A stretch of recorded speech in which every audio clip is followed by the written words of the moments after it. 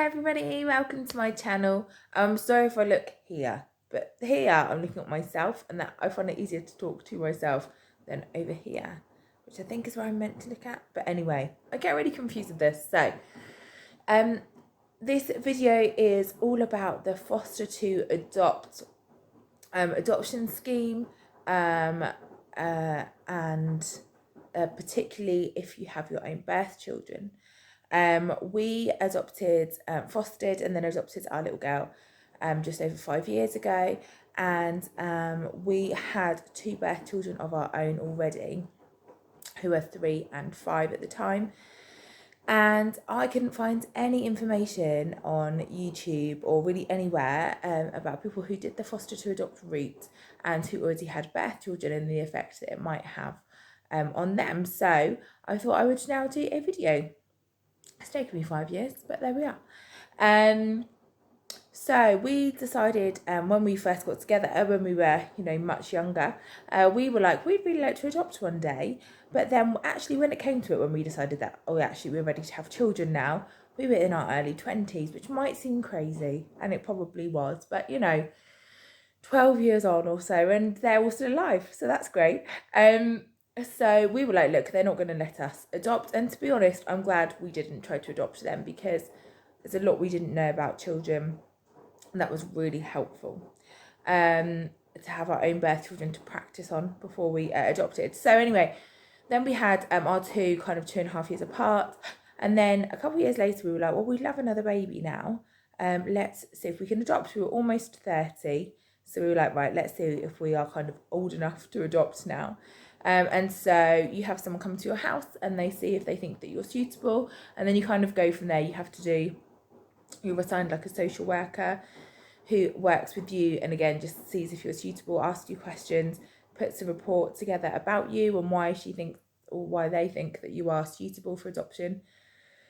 And that goes to a panel group later on. You do all your training courses, and then it all goes to this panel who you then they read all your information. You have a meeting with, like a bit of an interview. They ask you questions, and then they say yes or no whether you can adopt or not. So during our training, which was absolutely fantastic, when you have birth children, like no one says to you, oh, you're pregnant, come and do a parenting course. You just have these children and you have to fumble your way through.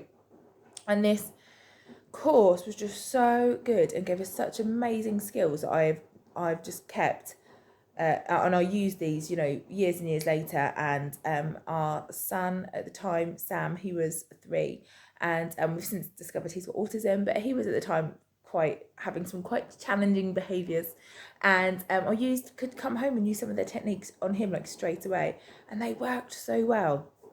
So it was amazing. And I mean, I just think everyone should do it. But you can't. That's actually not an option if you're not going to adopt.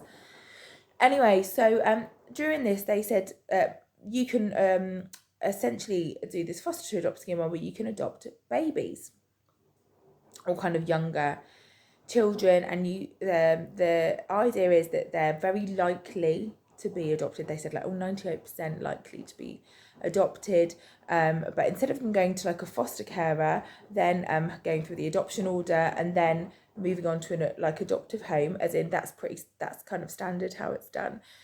You can be the foster carer. However, there is obviously the slight chance that the adoption order won't go through and that they will come, that the girl will go back to their birth family, but fairly unlikely. So I was massively against this, because some people are really baby people, and I'm not one of those. I was like, that baby stage, newborn stage, it's really hard. I want to have an 18-month-old. I want to bypass all that newborn stage and to go straight for the what I see as the slightly maybe more fun part. Not easier, it's all hard. And my husband was really up for it, because he was like, look, they're going to have had the least amount of movement. So I've just pausing the video here purely because I tried to upload it and I hadn't realised that I can't, YouTube won't allow me to upload videos that are longer than 15 minutes. So I thought I'd just split it into 2 here, because my camera actually randomly cut off there anyway. So, and then look out for part 2, which should be up straight away as well.